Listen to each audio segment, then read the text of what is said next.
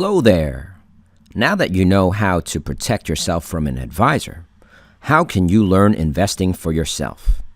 Well, many advisors want you to think you can't do it, but I'm here to tell you that it's simpler than you think, and you can. Leaving aside stock picking for now, there are two roads you can take for wealth creation.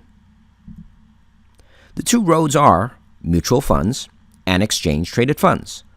Let's call them ETFs for short. Both are pools or baskets of assets or investments.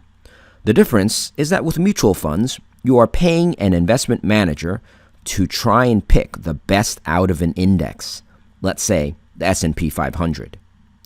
With an ETF, there is no picking. You are exposed to the whole index or basket, the S&P 500. You're essentially buying all 500 stocks.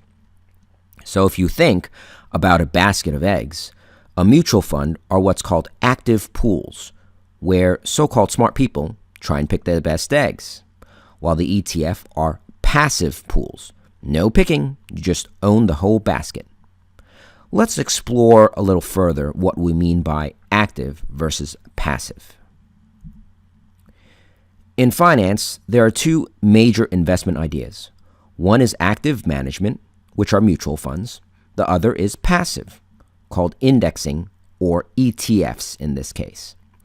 The S&P 500 is made up of 500 stocks, which are pretty much representative of the growth of the U.S. and global economies. Active means you are actively picking stocks out of the 500, hoping to outperform. Just think of the word active. There are fund managers and analysts being paid millions to do research and pick the best stocks that they think will do better. They believe the market is inefficient and they can do better because they have done their so-called research. This is very hard to do.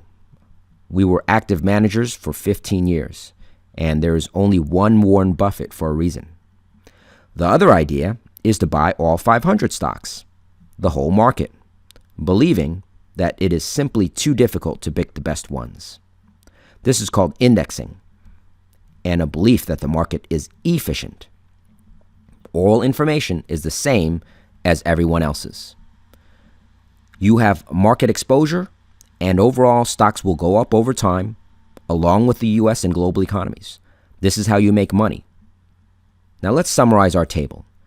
Active is believing the market is inefficient and trying to pick the best or cheapest, highest quality stocks. That's called stock selection. Some mutual funds also try to make money through timing the market or asset allocation. That's even harder to do. They have to time when to get in and out of the market and certain industries. This is harder than stock picking. With passive, the market is efficient and you don't try and pick anything. You're broadly diversified. You don't just own several eggs, you own all the eggs, and you're indexed. You make money over time, the market goes up, you're buying the whole basket.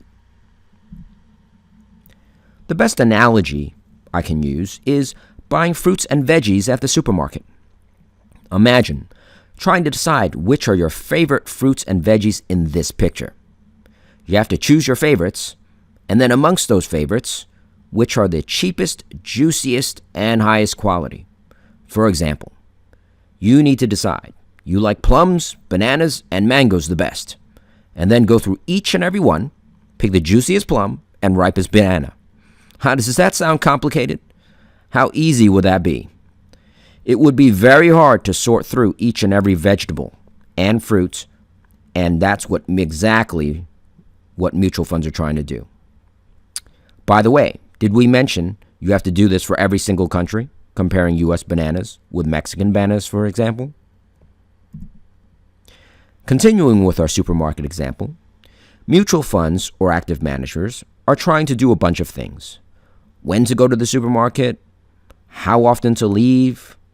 They have to analyze each product, comparing the ingredients, the cheapest, tastiest, healthiest, the product labels, compare expiration dates. That's active investing. The alternative is passive investing. This is simply to buy all the products in the supermarket, and over time, the supermarket does well because everyone must shop for fruits and veggies. Just let the market do all the work for you. You just have to decide how much you want to spend at the supermarket or how much you want to invest. The market will work over time because it does go up over long periods.